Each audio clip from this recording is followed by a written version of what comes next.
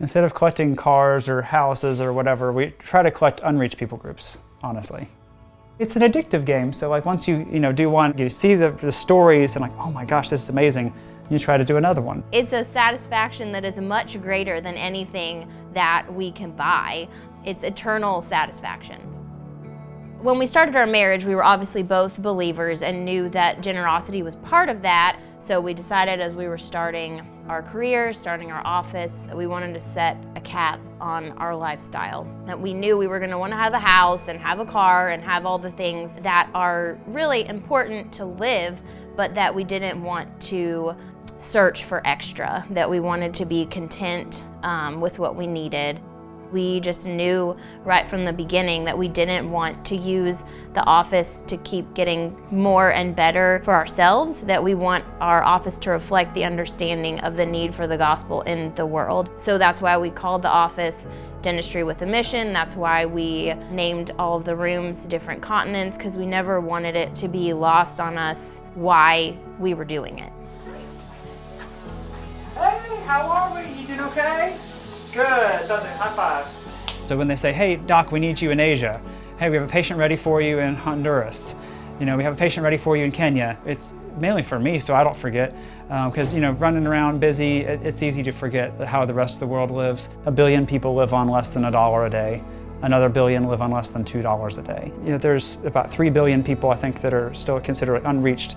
People that are born, live, and they'll die without ever hearing the name of Jesus. They have no access to the gospel. A lot of people say like, oh, I have unreached people in my business, or I have unreached people in my neighborhood. It's like, well, they're not unreached because you're there. You're their access. There's Christians that they might run into at work, or at school, or at the grocery store. There's none of that in these places. And less than 1% of missions giving goes to the unreached. They're unreached for a reason. They're difficult to get to. And so to reach those places, Never Thirst is partnering with local churches on the ground and pastors and evangelists, as well as people to drill wells that can provide clean water, safe water. So to partner that with a physical and a spiritual aspect is really special.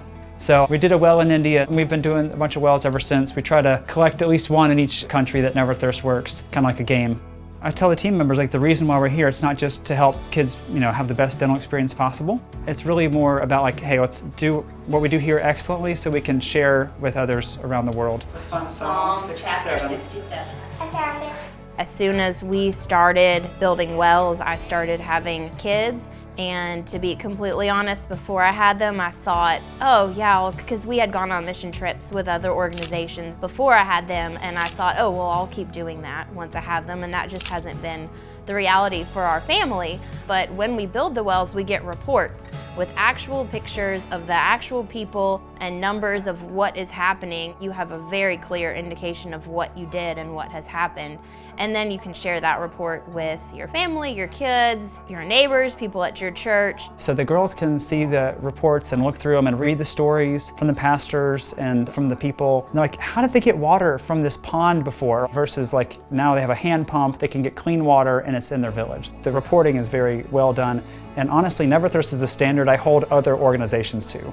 I think our prayer is that the American church, or just the wealthy church of the world, would realize the joy that comes from doing God's mission, giving your money for His glory, and how that brings an eternal joy that can't come from more stuff you can buy for yourself.